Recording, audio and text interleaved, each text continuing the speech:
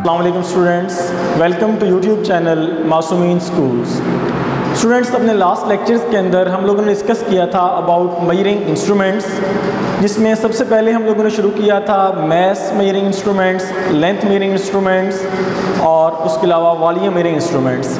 हम लोग already discuss कर चुके हैं अबाउट लेंथ मेजरिंग इंस्ट्रूमेंट्स, जिसके अंदर हम लोगों ने मीटर रॉड को और वर्नियर कैलिपर को डिस्कस किया था। मीटर रॉड क्या है? ये एक ऐसा इंस्ट्रूमेंट है जिसके ज़रिए हम लोग किसी भी ऑब्जेक्ट की लेंथ को मेजर कर सकते हैं या लेबॉरेटरी के अंदर किसी भी दो पॉइंट्स के दरमियान डिस्टेंस को मेजर करते हैं। और मीटर रॉड का लीस्ट काउंट जो है दैट इज़ अबाउट 1 मिलीमीटर और इसकी जो रेंज है वो होती है 1 मीटर तक। लेकिन अगर हमें किसी ऑब्जेक्ट की लेंथ को 1 मिलीमीटर से भी ज़्यादा एक्यूरेसी के साथ इंतहाई छोटी लेंथ तक एग्जैक्टली मेजर करना हो तो हम लोग वर्नियर कैलिपर को यूज़ करते हैं। वर्नियर कैलिपर एक ऐसा इंस्ट्रूमेंट है जो कि 1 मिलीमीटर के 10वें हिस्से तक 1/10 पार्ट ऑफ अ मिलीमीटर तक एग्जैक्टली मेजर कर सकता है। ये क्या है हमारे पास? वर्नियर कैलिपर, जो कि 1 मिलीमीटर के 10वें हिस्से तक 1/10 पार्ट ऑफ अ मिलीमीटर और 0.1 मिलीमीटर तक एग्जैक्टली मेजर कर सकता है। वर्नियर कैलिपर इन्वेंट किया था एक बेल्जियम के रहने वाले साइंसदान है जिसका नाम था पेरी वर्नियर।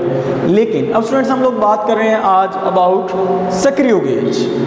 सक्रियो गेज क्या है? ये एक ऐसा लेंथ मेजरिंग इंस्ट्रूमेंट है जिसके ज़रिए से हम लोग अगर चाहते हैं कि हमें 1 मिलीमीटर के 10वें हिस्से से भी ज़्यादा ग्रेटर एक्यूरेसी चाहिए, हमें बहुत ज़्यादा एक्यूरेटली हम लोगों ने किसी ऑब्जेक्ट की लेंथ को मेजर करना है जिसमें हम लोग किसी भी किस्म की ज़रा सी भी गलती की गुंजाइश नहीं करना चाहते, तो हम लोग इस तरह की मेजरमेंट करने के लिए, इस तरह की इंतहाई स्मॉल लेंथ वगैरह को या डायामीटर को या थिकनेस को फाइंड करने के लिए हम लोग जो इंस्ट्रूमेंट यूज़ करते हैं that is called screw gauge. Screw gauge क्या है? ये हमारे पास एक ऐसा इंस्ट्रूमेंट है जो किसी भी ऑब्जेक्ट की लेंथ को 1 मिलीमीटर के 100वें हिस्से तक 1/100 पार्ट ऑफ अ मिलीमीटर तक 1 मिलीमीटर के 100वें हिस्से तक एग्जैक्टली किसी भी चीज़ की लेंथ को मेजर करने के लिए जो इंस्ट्रूमेंट हम लोग फिजिक्स के अंदर इस्तेमाल करते हैं that is called screw gauge. इसको हम लोग आमतौर पर माइक्रोमीटर सक्रियो गेज भी बोलते हैं। सक्रियो गेज क्या है? एक ऐसा इंस्ट्रूमेंट है जो कि किसी भी ऑब्जेक्ट की लेंथ को 1 मिलीमीटर के 100वें हिस्से तक मेजर करने के लिए इस्तेमाल होता है। इसको हम लोग बोल सकते हैं 1/100 या 0.01 मिलीमीटर। और अगर हम लोग इसको कन्वर्ट करते हैं सेंटीमीटर्स में तो ये क्या हो जाएगा? 0.001 सेंटीमीटर। तो 1 मिलीमीटर के 100वें हिस्से तक किसी भी ऑब्जेक्ट की लेंथ वगैरह को या विड्थ को, डायमीटर को हम लोग मेजर करने के लिए जो इंस्ट्रूमेंट इस्तेमाल करते हैं that is called screw gauge या माइक्रोमीटर सक्रियो गेज भी कहते हैं। माइक्रोमीटर सक्रियो गेज हमारे पास जो इन्वेंट किया था वो एक इंग्लिश साइंटिस्ट था, एक्चुअली वो एस्ट्रोनॉमर था जिसने ये इल्म फल्कियात को मद्देनज़र रखते हुए इसको इन्वेंट किया था, जिसका नाम था विलियम गैस्क्वाइन। विलियम गैस्क्वाइन ने ये हमारे पास सक्रियो गेज इन्वेंट किया था। सक्रियो गेज में है क्या? ये आपके सामने इसकी डायग्राम बनाई गई है। इसके अंदर हमारे पास एक मेटालिक फ्रेम होता है, मेटल का बना हुआ फ्रेम है जिसके एक साइड पे एक स्टड है। इस स्टड को हम लोग एनवल भी बोलते हैं। दूसरी साइड पर ये आपको नज़र आ रहा है स्पिंडल, और इसके साथ हमारे पास क्या है? स्पिंडल के साथ अटैच एक हालो सिलेंडर। इस हालो सिलेंडर की एक साइड पे हमारे पास ये क्या? मेन स्केल बनी हुई है। इस मेन स्केल के ऊपर जो मिलीमीटर्स में ये स्मॉल स्केल बनी हुई है हमारे पास, और उसके साथ ही हमारे पास इस हालो सिलेंडर के ऊपर इसके एक एज पर ये एक और स्केल बनी हुई है जिसको हम लोग क्या बोलते हैं? सर्कुलर स्केल बोलते हैं। ठीक है। और इस सर्कुलर स्केल के एक साइड में हमारे पास ये रैचेट बना हुआ है। हम लोग जिस भी किसी ऑब्जेक्ट की लेंथ को, इंतहाई स्मॉल लेंथ या डायामीटर को, या एक्चुअली किसी वायर की या किसी धाती पतरी की मेटालिक प्लेट की हम लोग उसकी थिकनेस को अगर फाइंड करना चाहते हैं, किसी इंतहाई बारीक वायर वगैरह की, चाहे हमारे बाल के साइज़ के बराबर ही क्यों ना हो, उसकी एग्जैक्टली अगर हम लोग विड्थ को या थिकनेस को फाइंड करना चाहते हैं तो हम लोग उसके लिए सक्रियो गेज को इस्तेमाल करते हैं। सक्रियो गेज के अंदर हमारे पास सबसे पहले एक चीज़ है पिच। पिच क्या होती है? हम लोग जब भी इस हॉलो सिलेंडर को हम लोग मूव करवाते हैं, जिसको हम लोग क्या बोलते हैं, स्पिंडल भी बोलते हैं। हम लोग जब इसको मूव करवाते हैं, इस स्पिंडल को जब हम लोग आगे मूव करवाएंगे bye rotating this hollow cylinder या थिम्बल, इसको हम लोग क्या बोलते हैं, थिम्बल। इस थिम्बल को जैसे ही हम लोग रोटेट करवाएंगे, घुमाएंगे, तो ये स्पिंडल आगे मूव करेगा और इस थिम्बल को एक रोटेशन मूव करवाने से ये स्पिंडल जितना डिस्टेंस आगे मूव करेगा ऑन दिस मेन स्केल, इस डिस्टेंस को हम लोग क्या बोलते हैं, इस डिस्टेंस को हम लोग बोलते हैं pitch of the screw gauge. हमारे पास पिच फाइंड करने के लिए जो तरीकाकार है वो क्या है, हम लोग जानते हैं कि इस थिम्बल के अंदर ये जो स्पिंडल मौजूद है, actually it is a threaded spindle. इसके ऊपर एक चूड़ी सी बनी होती है और उस चूड़ी के जो थ्रेड्स हैं उनके दरमियान जो फासला होता है, actually that is the pitch. अगर तो हमारे पास ये जो सक्रियो गेज है, आमतौर पर हमारे पास लैब्स के अंदर दो तरह के सक्रियो गेज होते हैं। कुछ सक्रियो गेज ऐसे होते हैं जिनके ऊपर सर्कुलर स्केल के ऊपर 50 डिवीजन्स होती हैं और कुछ सक्रियो गेज ऐसे होते हैं जिनके ऊपर सर्कुलर स्केल के ऊपर 100 डिवीजन्स होती हैं।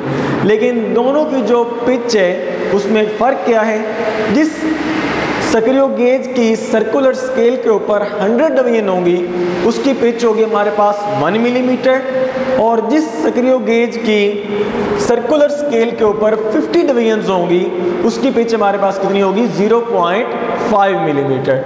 अगर डिवीजन्स 100 है सर्कुलर स्केल की, सर्कुलर स्केल डिवीजन्स 100, तो पिच कितनी होगी, 1 मिलीमीटर।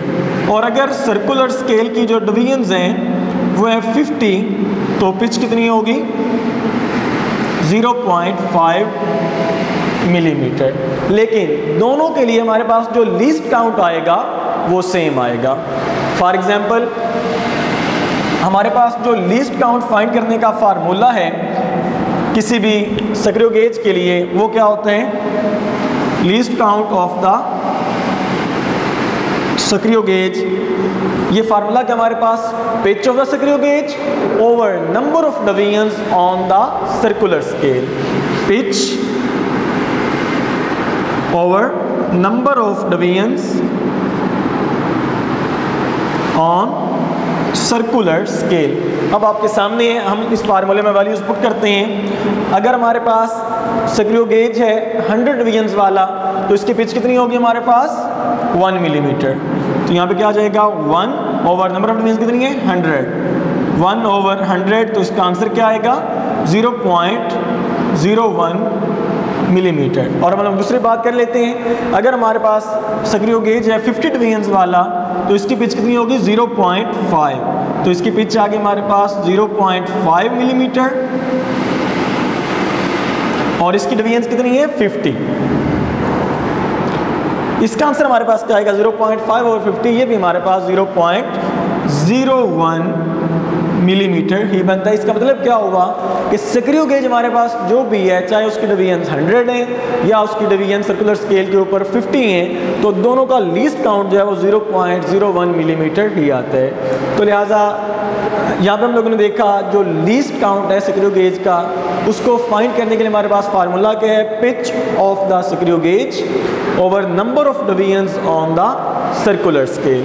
तो स्टूडेंट्स, जब भी हम लोगों ने सक्रियो गेज के ज़रिए से किसी भी ऑब्जेक्ट की मेजरमेंट करनी है, तो सबसे पहला जो स्टेप है हमारे पास वो उसका लीस्ट काउंट फाइंड करना होता है, और हम लोग इसके लीस्ट काउंट को फाइंड कर सकते हैं by using this formula which is pitch of the screw gauge over number of divisions on the circular scale. Pitch find करने के बाद और इसकी नंबर ऑफ डिवीजन्स को जांचने के बाद इसमें वैल्यूज़ पुट करेंगे हम लोग, और हमारे पास इसका लीस्ट काउंट जो है वो आ जाएगा। ये था हमारे पास इंट्रोडक्शन सक्रियो गेज का, जो कि एक इंतहाई सेंसिटिव इंस्ट्रूमेंट है जो इंतहाई माइन्यूट लेवल पे मेजरमेंट्स करने के लिए इस्तेमाल होता है। किसी भी ऑब्जेक्ट की इंतहाई ग्रेटर एक्यूरेसी के साथ अगर हम लोगों ने मेजरमेंट फाइंड करनी है तो हम लोग सक्रियो गेज को मेजर करते हैं। अब हम लोग जानते हैं कि इसकी वर्किंग क्या है। हम लोगों ने अगर सक्रियो गेज को इस्तेमाल करते हुए किसी भी ऑब्जेक्ट की मेजरमेंट करनी है, किसी भी ऑब्जेक्ट की लेंथ को या उसकी थिकनेस को, किसी हमारे पास कोई मेटालिक वायर हो सकती है या हमारे पास कोई पतरी हो सकती है, धात की बनी हुई मेटालिक प्लेट हो सकती है इंतहाई बारीक सी, जिसकी हम लोगों ने थिकनेस फाइंड करनी है। तो अगर हम लोग सक्रिय गेज के ज़रिए से उसकी थिकनेस को फाइंड करना चाहते हैं तो सबसे पहला हमारे पास काम है उसकी वर्किंग के अंदर हम लोग क्या करेंगे, हम लोग अपने सक्रिय गेज का ज़ीरो एरर फाइंड करेंगे। लीस्ट काउंट हम लोग ऑलरेडी फाइंड कर चुके हैं, इसका लीस्ट काउंट क्या है 0.01 मिलीमीटर। अब हम लोगों ने उसका ज़ीरो एरर फाइंड करना है। ज़ीरो एरर फाइंड करने के लिए हम लोग क्या करते हैं, हमारे पास इस रैचेट को रोटेट करते हुए हम लोग थिम्बल को घुमाएंगे, थिम्बल को रोटेट करवाएंगे और ये जो स्पिंडल है इस स्पिंडल को इस स्टड के साथ जेंटली ज्वाइंट कर देंगे, मिला देंगे।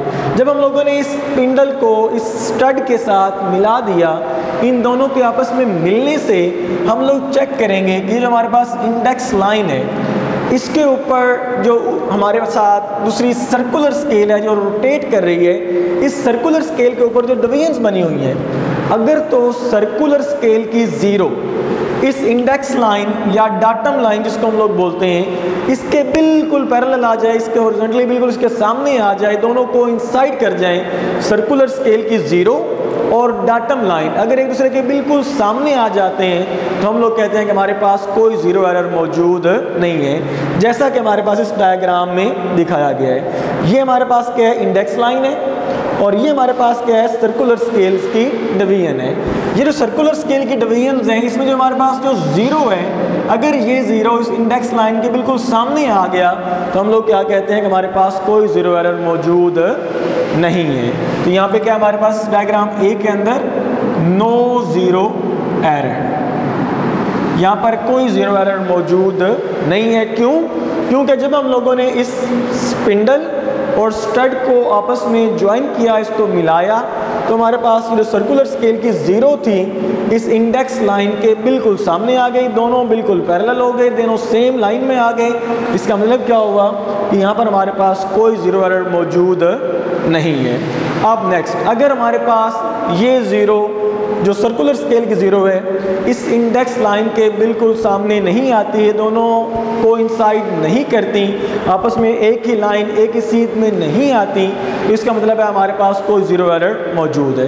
तो इस तरह हमारे पास दो ही सूरतें हो सकती हैं, या तो सर्कुलर स्केल की ज़ीरो इस इंडेक्स लाइन के नीचे रह जाएगी और या सर्कुलर स्केल की ज़ीरो इस इंडेक्स लाइन के ऊपर चली जाएगी। अगर सर्कुलर स्केल की ज़ीरो इंडेक्स लाइन के नीचे रह जाती है, if the zero of the circular scale is behind or below the index line, then there is a zero error which is called positive zero error. यहाँ पे क्या हमारे पास इस डायग्राम में आपको नज़र आ रहा है कि ये हमारे पास सर्कुलर स्केल की ज़ीरो है। जब हम लोगों ने इस स्पिंडल और स्टड को आपस में मिलाया तो ये जो हमारे पास सर्कुलर स्केल की ज़ीरो थी वो इस इंडेक्स लाइन के नीचे रह गई है, ये इंडेक्स लाइन के साथ कोइंसाइड इसने नहीं किया, तो इस सूरत में हमारे पास जो ज़ीरो एरर है उसको हम लोग क्या बोलते हैं, positive zero error. Positive zero error. अब अगर हम लोगों ने पॉजिटिव ज़ीरो एरर की वैल्यू फाइंड करनी है तो हम लोग क्या करेंगे, पॉजिटिव ज़ीरो एरर की वैल्यू को फाइंड करने के लिए हम लोग क्या देखेंगे, जितनी डिवीजन्स हमारे पास नीचे हैं, जो डिवीजन को इंसाइड कर रही है इस इंडेक्स लाइन के साथ, इस डिवीजन को हम लोग मल्टीप्लाई कर देंगे किसके साथ, लीस्ट काउंट के साथ। यहाँ पर इस डायग्राम के अंदर जो फिफ्थ डिवीजन है सर्कुलर स्केल की वो कोइंसाइड कर रही है इस इंडेक्स लाइन के साथ। तो इस पॉजिटिव ज़ीरो एरर की वैल्यू को फाइंड करने के लिए हम लोग क्या करेंगे, value of the positive zero error, ये कैसे आएगी, फिफ्थ डिवीजन कोइंसाइड कर रही है तो हम लोग क्या करेंगे 5 into least count of the सक्रिय गेज 0.01, तो ये जो हमारे पास आंसर आएगा 0.05, this is the value of the positive zero error. अब अगर हम लोगों ने ज़ीरो करेक्शन फाइंड करनी है तो जिस तरह हमारे पास वर्नियर कैलिपर के अंदर था कि जो ज़ीरो करेक्शन होती है that is the opposite of the negative of the zero error, तो यहाँ पर ज़ीरो करेक्शन क्या आ जाएगी, -0.05। जो ज़ीरो करेक्शन है वो ज़ीरो एरर का नेगेटिव होती है।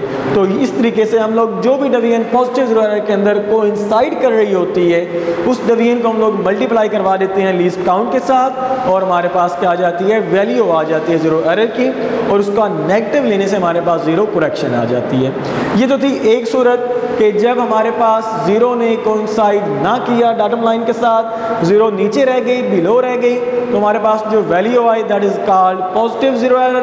अब अगर हमारे पास ज़ीरो जो है सर्कुलर स्केल की वो इस इंडेक्स लाइन के ऊपर चली जाती है, इसको क्रॉस कर जाती है, तो इस सूरत में हमारे पास जो ज़ीरो एरर होता है उसको हम लोग बोलते हैं नेगेटिव ज़ीरो एरर। इस डायग्राम में दिखाया गया है हमें कि ये जो हमारे पास सर्कुलर स्केल की ज़ीरो है ये ऊपर चली गई है, इसने इस इंडेक्स लाइन को क्रॉस कर ली है, तो इस तरह हमारे पास जो ज़ीरो एरर आता है इसे हम लोग क्या बोलते हैं, नेगेटिव ज़ीरो एरर बोलते हैं। ये जो हमारे पास ज़ीरो एरर है ये क्या कहलाएगा, नेगेटिव ज़ीरो एरर। ये हमारे पास जो ज़ीरो एरर है this is called negative zero error. अब अगर हम लोगों ने इस नेगेटिव ज़ीरो एरर की वैल्यू को फाइंड करना है तो हम लोग क्या करेंगे, हम लोग देखेंगे कि जितनी डिवीजन्स ने क्रॉस किया है इस इंडेक्स लाइन को, उतनी डिवीजन्स जितनी डिवीजन्स क्रॉस कर चुकी हैं उन डिवीजन्स को हम लोग मल्टीप्लाई कर देंगे किसके साथ, लीस्ट काउंट के साथ। यहाँ पे आपके सामने है कि 1, 2 और 3 और 4 डिवीजन्स जो हैं वो क्रॉस कर चुकी हैं इस इंडेक्स लाइन को, तो हम लोग क्या करेंगे, इस 4 को हम लोग मल्टीप्लाई कर देंगे किसके साथ, लीस्ट काउंट के साथ। हमारे पास वैल्यू आ जाएगी किसकी, नेगेटिव ज़ीरो एरर की। तो फाइंड कर लेते हैं इसको, value of the negative zero error वो कैसे करेंगे कि जितनी डिवीजन्स क्रॉस कर चुकी हैं इंडेक्स लाइन को, यहाँ पर 4 डिवीजन्स थी तो वो क्या हो जाएगा, 4 इंटू लीस्ट काउंट कितना होता है इसका 0.01, तो हमारे पास ये वैल्यू क्या आ जाएगी, ये मिलीमीटर में आंसर होता है क्योंकि हमारे पास लीस्ट काउंट जो है वो मिलीमीटर में, जो क्या हो जाएगा 0.04 मिलीमीटर। इस डायग्राम के मुताबिक जो नेगेटिव ज़ीरो एरर की वैल्यू है वो कितनी है, 0.04 मिलीमीटर है। क्लियर जी। और ये जो कि नेगेटिव ज़ीरो एरर है तो यहाँ पर क्या आ जाएगा, माइनस आएगा। तो अब अगर हम लोगों ने इसकी ज़ीरो करेक्शन लेनी है तो ज़ीरो करेक्शन में हम लोग क्या करते हैं, ज़ीरो एरर का नेगेटिव होता है ज़ीरो करेक्शन। यहाँ पर ज़ीरो एरर की वैल्यू कितनी थी, -0.04, चूँकि नेगेटिव ज़ीरो एरर है इसलिए माइनस साथ लगा, और अब ज़ीरो करेक्शन क्या आ जाएगी हमारे पास, वो इसको हम लोग माइनस के साथ मल्टीप्लाई करवाएंगे। जब माइनस के साथ ये -0.04 मल्टीप्लाई होगा तो क्या आ जाएगा हमारे पास, प्लस का आ जाएगा 0.04 millimetre. That is the value of the negative zero error and the zero correction. ये ज़ीरो करेक्शन की वैल्यू है।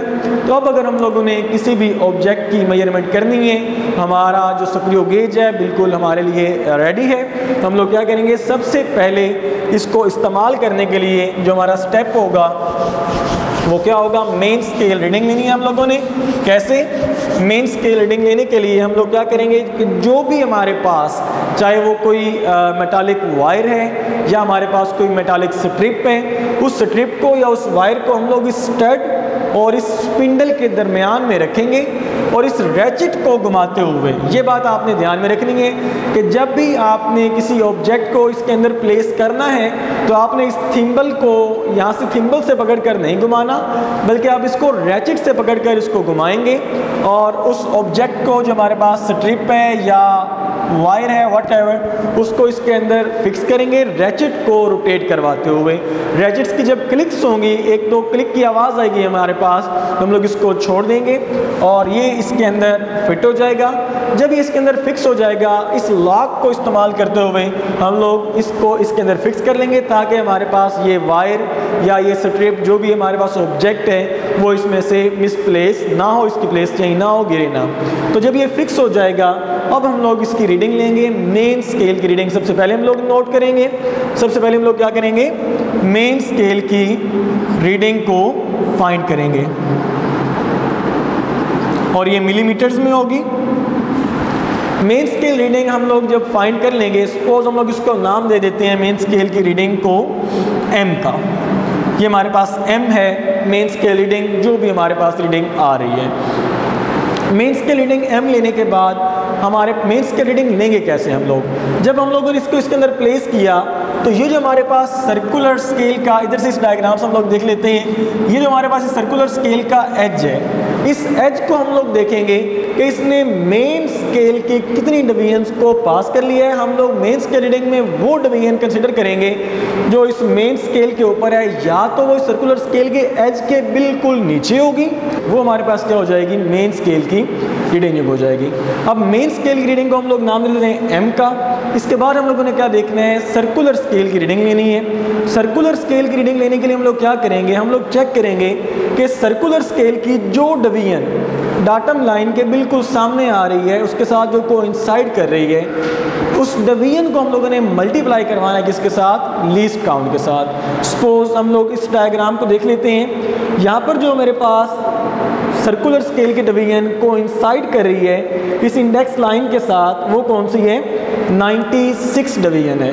तो हम लोगों ने अगर सर्कुलर स्केल की रीडिंग लेनी है तो हम लोग क्या करेंगे, इस 96 को मल्टीप्लाई करवाएंगे लीस्ट काउंट के साथ, ये हमारे पास क्या आ जाएगी, सर्कुलर स्केल की रीडिंग आ जाएगी। अब हम लोगों ने रीडिंग लेने के लिए एग्जैक्ट जो डायग्राम हमारे पास जो रीडिंग मेजरमेंट कर रहे हैं, इसकी रीडिंग के लिए हम लोग क्या करेंगे, जो हमारे पास मेन स्केल की रीडिंग आई थी, चाहे वो 1 मिलीमीटर था या 2 मिलीमीटर था, व्हाटएवर, जिसके बिल्कुल ऊपर सर्कुलर स्केल का एज आ रहा था, या जो मेजरमेंट उसके पीछे थी, जो डिवीजन उसके पीछे थी, चाहे वो 1 मिलीमीटर था या 2 था, उस 1 या 2 millimetre whatever, suppose main scale reading थी हमारे पास 2 मिलीमीटर, हम लोगों ने क्या करना है, इस सर्कुलर स्केल की रीडिंग जो हमारे पास क्या थी, 96 डिवीजन कोइंसाइड कर रही थी, हम लोग क्या करेंगे, 96 इंटू 0.01, ये हमारे पास आ जाएगा क्या, सर्कुलर स्केल की रीडिंग। अब हम लोगों ने क्या करना है, इसको मल्टीप्लाई करने के बाद जो आंसर आया इस मेन स्केल की रीडिंग में ऐड कर देंगे,